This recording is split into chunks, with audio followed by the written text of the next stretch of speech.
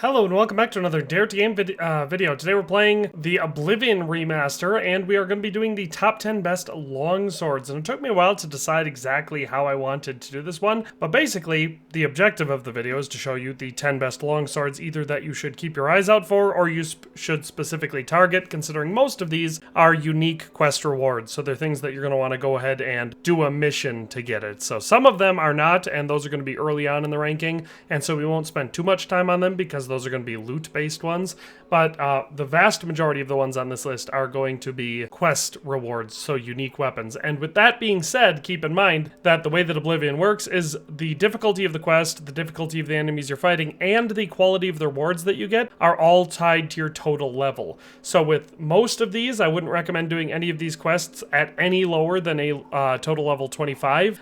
Some of them it's going to be even higher than that, but that would be the bare minimum that I would request, or that I would recommend going after these in, because otherwise you're going to get stuck with a lower version weapon for the game, and I don't think there's any way that you can just upgrade it to make it better. Basically, once that loot has been rolled, you're stuck with it. So that would be why I say any of these unique high-level weapons that I'm going to be showing you in this video, don't go and get them at level 1. Even though you might be able to for some of them, I don't recommend it. So with that being said, let's dive on into the list, and I'll show you the first one. So the first one, which comes in at number 10, is the Elven Longsword, and this is of course assuming that you're going to be getting this one when you're a decently high level, or at least high enough to get a good quality one. And then of course we're also assuming that you have your craftsmanship up high enough so that you can get it up to 125 for health, because that's the stats that we're going to be looking at all of these in. So this one, it's a one-handed longsword, which all of them in this video are going to be. You can see that we're showing a base damage of 21 on this, which that right there is enough to qualify it for the list. It also looks very cool. That has nothing to do with what qualifies it for this list, but I do like the way it looks.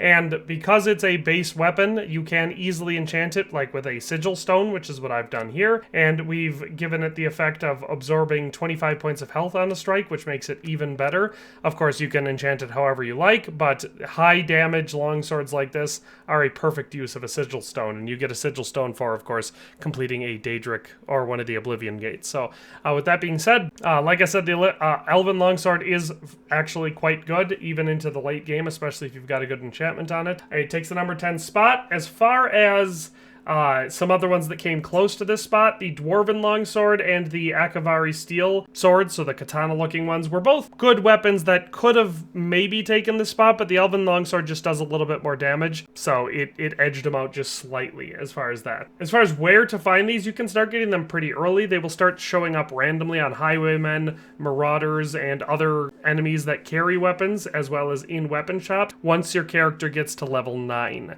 So all you have to be is to level 9, and the Elven Longsword will start spawning into the game.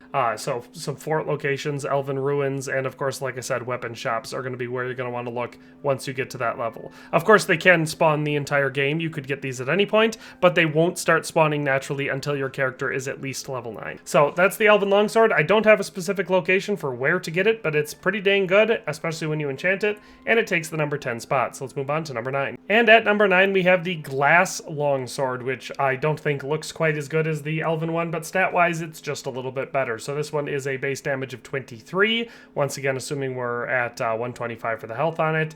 Again, like the last one, it's a blank slot, so you can, in fact, enhance it. I've enhanced this one with a sigil stone that gave it a enchantment of doing 25 points of fire damage on strike, which of course makes it considerably better, especially to enemies that actually take fire damage. So the Glass Longsword, just like the Elven Longsword, isn't anything special or unique. As far as getting your hands on this one, it is well, they start to appear again on bandits and in the lists for shops once your character gets to level 12.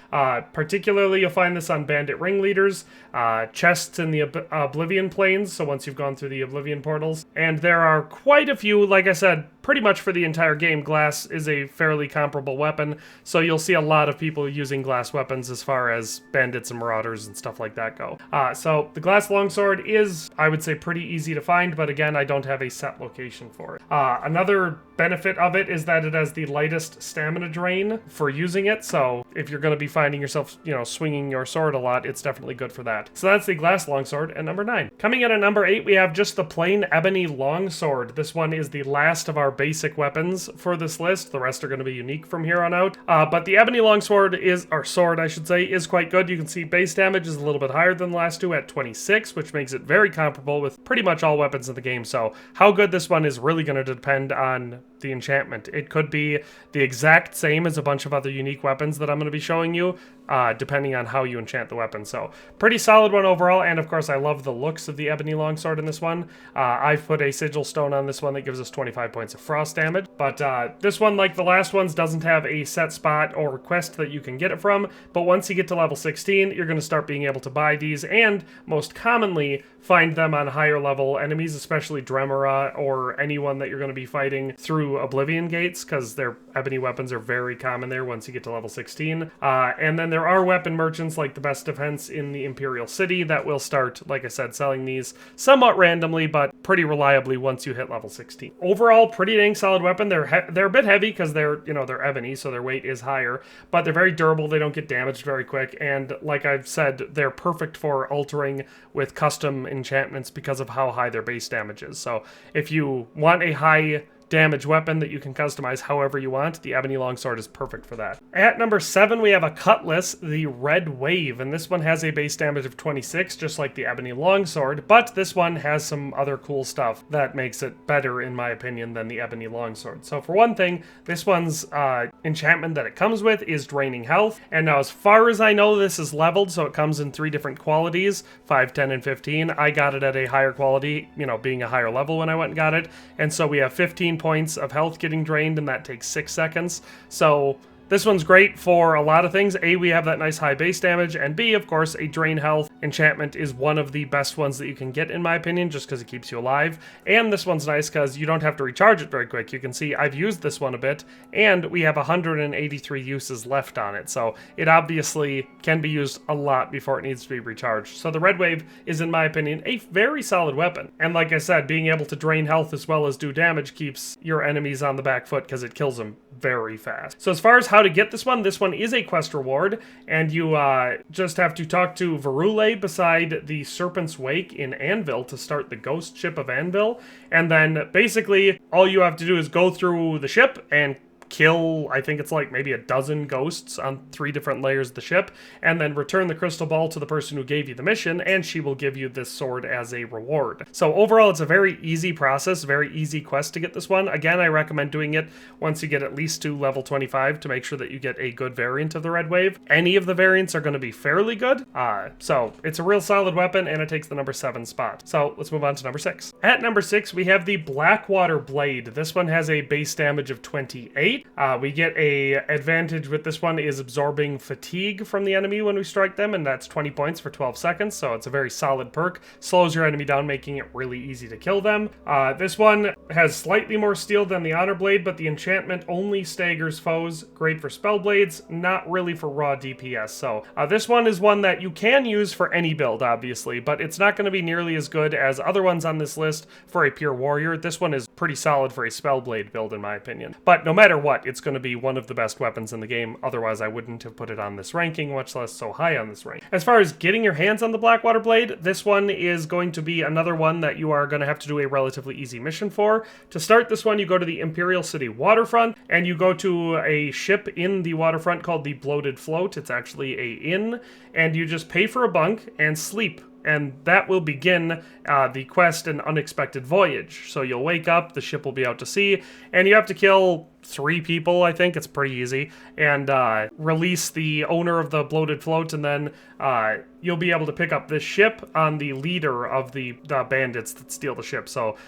when you kill her, you make sure you loot it off her corpse, and that's how you get your hands on the Blackwater Blade. So another one that is leveled, so you're going to want to make sure that you are a high enough level to do this one. Otherwise, you might get a worse version of the sword. But overall, real solid weapon. I really like the way it looks, and like I said, it's good no matter what, but it's especially good when you pair it with a Spellblade build. So that's the Blackwater Blade at number 6. Let's move on to number 5. Coming in at number 5, we have the Honorblade of Chorrol, which is just a unique legendary version of the Ebony Longsword. So appearance-wise, it's obviously quite good. Our base damage on this one is only 27, so it's a little bit less than the Blackwater Blade, but the base enchantment that comes with this one is plus 10 shock, and so that will go up, of course, depending on the level you're at when you get it. But for some reason, now like I said, it came with that plus, I think on this one it was actually plus 20, but the base is plus 10 for the lowest level on it. So I always just assume that. But anyway, for some reason it allowed me to use a sigil on it, and when I previewed it with the sigil, it said it would be adding it to the shock damage. So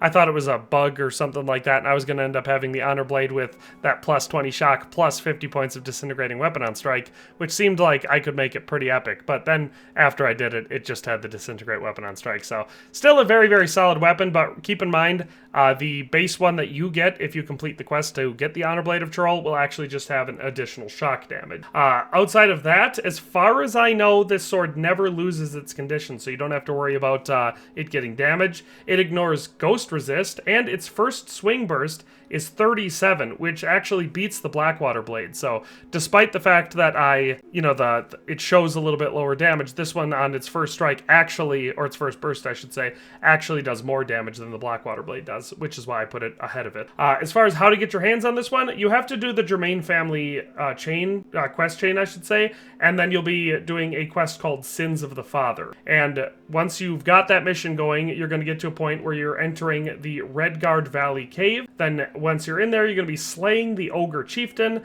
and once you're done with that, you have 3 options for getting this sword for yourself. You can either just keep it, because you get it from killing the Ogre Chieftain, and never complete the quest, but then of course it will be a quest item that you can't take out of your inventory, and you'll always have an unfinished quest sitting there in your quest log. Or you can either turn it in at the castle in Chorrol, or sell it to what's-his-name, the Dunmer elf that gives you the quest, or you can give it to either one of them and finish the quest and then just steal it back. No matter what, you can get your hands on this weapon. If you finish the quest and turn it into either of the 2 people, you can steal it back from them. It'll then be stolen until, you get rid of its stolen status. But with that being said, that's the Honorblade of Chorrol. Pretty solid weapon, and that one comes in at level 5. If I wasn't clear enough about that one, you start the quest in Chorrol to start that one. So that is number 5. Let's move on to number 4. And it's just occurring to me now that I kept saying Chorrol instead of Chorrol. I don't know why I do that, but it's been a mental block I've had for over 20 years now playing this game. But anyway, coming in at number 4, we have the perfect Madness Longsword, and this is another one that I believe comes in different levels, so again, don't do this one until you're a high enough level, but this one is a pretty epic weapon. It has a base damage of 29, and for this one, it is also a blank slate, so you can actually enchant it however you want. I used a sigil to enchant it with a damage fatigue on strike, which gives us 60 points of fatigue damage, so it takes out enemies so fast. Overall, it's just a really, really good weapon. Plus, it looks pretty cool and unique, so you gotta love it for that. As far as kind of why I ranked it right here, other than the fact that it just has higher damage, is that as far as just raw damage and stagger that you can do with a weapon, it's actually on par with the heaviest hitting katanas in the game. And it has a higher base damage, and of course, being a blank slate, unlike a lot of these ones that we have up here, means you can enchant it however you want. And so technically, I'm ranking this just at level 4 unenchanted. If you enchanted it with, say, like a Grand Soul 25 point shock sigil onto it, that would probably make it number 1, at least as far as raw damage goes, because it starts with such high damage that if you do a powerful elemental damage enchantment on it, you could easily make it more powerful than any other sword in the game. So some people would want to put it higher, but I'm just rating it like I have been for all of these, unenchanted for the ones that don't come with an enchantment. As far as how to get your hands on this one, it's actually a part of the Shivering Isles side quest, and I'm pretty sure that the remaster came with that by default. I don't think you had to pay for a special edition or anything, so you should have Shivering Isles if you have Oblivion Remastered. So as far as the quest in the Shivering Isles, it's called the Antipodian Hammer. You have to collect 3 Madness ore, bring them and an optional matrix to Cutter in the Crucible after armor 75, 65, and then you'll be able to get this one forged at level 75, which is the perfect tier for the Perfect Madness Longsword. That's how you can get this one. So you do have to be at the Shivering Isles and to that mission, but once you are, you can get your hands on this one pretty easily just by doing the mission. So that is number 4. Let's move on to number 3. Coming in at number 3, we have Dawnfang or Duskfang. I just have Dawnfang here, but I assume that they're pretty much on par to be the same, which is why I would rate them both at number 3. These ones are going to be another Shivering Isles one, but we'll get to that in a little bit. So your base damage on this one is a little bit lower than the Perfect Madness Longsword, but with the enchantment, it outclasses it. So like I said, if you enchant the Perfect Madness Longsword and you have it at the highest tier, you could outclass the Dawnfang or Duskfang, but without that, accounted for, this one is a better weapon. So like I said, base damage is 26 for this one.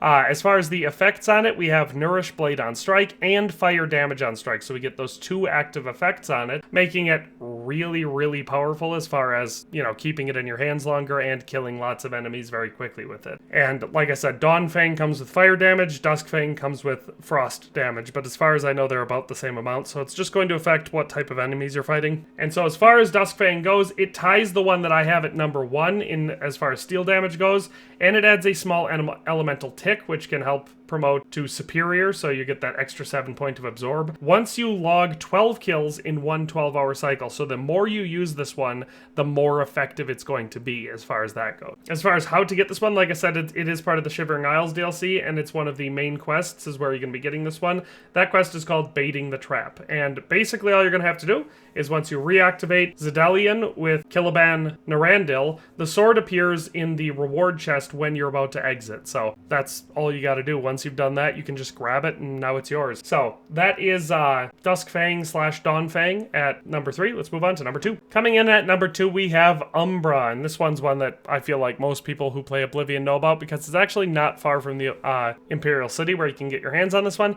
and technically you can get it at level 1. Umbra is very hard to kill, but you can always bait her and lead her back to the Imperial City and just let the Imperial Guards kill her. So that's tricky, but it can work at level 1. I don't recommend it. I would recommend just waiting until you get up to a high enough level because like a lot of other things, I believe this one is also level based. I think you get different levels of it. So there's that reason, and also, it's a lot easier than trying to get her all the way back to the Imperial City to let someone else kill her. Number 2 is Umbra. We have a base damage of 33 here, plus we get the utility of Unlimited Soul Trap. So that goes forever. There's no charge for that. And so if you compare this one with the Star, I can't remember the name of it for some reason, the one that's basically a unlimited reusable soul gem trap.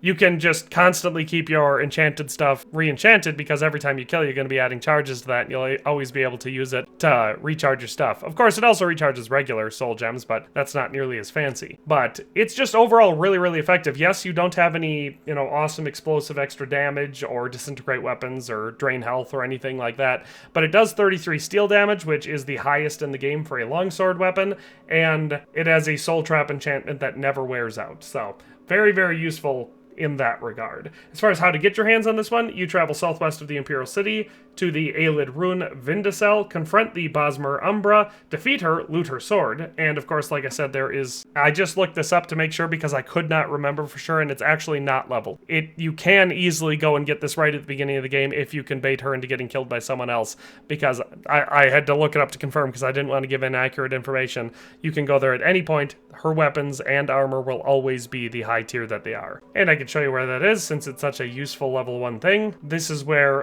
Vindicel is, and that's where you're going to have to be going. So she'll be at the end of that. So once you've left the Imperial City, gone across the bridge, you'll just be taking this road down to here and into Vindicel. Like I said, she is very high level. Don't let her even hit you once if you're too low of a level, or she will just really quickly kill you. So that's Umbra at level 2. Let's move on to number 1. And finally at number 1, we have the Goldbrand. It's a special type of enchanted katana, which is actually a Daedric artifact. And it is really good. So base damage on this one is 29, so it is a little bit lower than Umbra. But of course, it does come with a fairly powerful fire damage enchantment on it, which brings it up to basically the highest one swing punch out of all these weapons that I've showed you. Like I said, if you took the Perfect Madness Longsword, since it has the same base damage, and you put a more powerful variant of any elemental enchantment, for example, a fire damage one, you could overpower the Goldbrand with a perfect Madness Longsword and a greater soul gem enchantment. So keep that all in mind, but this one doesn't require you to be good at enchanting or knowing how to do any of that. So the Goldbrand is a ridiculously good weapon, and that's why I put it at number 1. And of course, since it does fire damage, it's really, really powerful against any enemies that are weak to fire damage, like trolls, undead, or anything else that's flammable. That counts for a lot of enemy type. As far as how to get this one, it is not difficult at all. Well, I mean, I shouldn't say that. It is very straightforward, and you can do it nearly at any point in the game, but it can be difficult depending on what level you decide to do it at. So it is part of the Daedric quest for Boethia, where you have to find Boethia's Shrine, which is southeast of Cheydinhal, and you want to do this at least level 20. You want to be above level 20 so you can get A, have a good chance of completing the mission, and B, get the best version of this weapon that you can. You're also going to need a Daedra heart to start this. You want to bring that with you to the shrine, and I'll show you where the shrine is after I'm done talking about the sword. And then once you've initiated contact with Boethia, then you have to do the Tournament of 10 Bloods, which is where you have to kill, I believe it's just the 9 other, a individual from the 9 races that you are not. So I'm playing as an Imperial, so I played against everyone that's not an Imperial. A Nord, an Altmer, a Bosmer, etc. So, with all that being said, I'll quick show you where that shrine is. So like I said, we're southeast of Cheydinhal, across the Reed River, past Fort Nassau and the Saracen camp. We're right up here at Boethia's Shrine. So that is where you have to go to do this one. But with that being said, that is the top 10 best longswords in Oblivion Remastered. I hope you enjoyed this video, found it useful. I was planning on doing little video clips for each section where I showed you the process of getting each one, because I went through while I was gathering these, and I made sure that I recorded each one because I was planning on making this video. However, I forgot how janky this game was, and a bunch of my recordings got screwed up, and I only managed to get a couple of them. Like, I still have a couple of them on film, and I may have edited them into this video.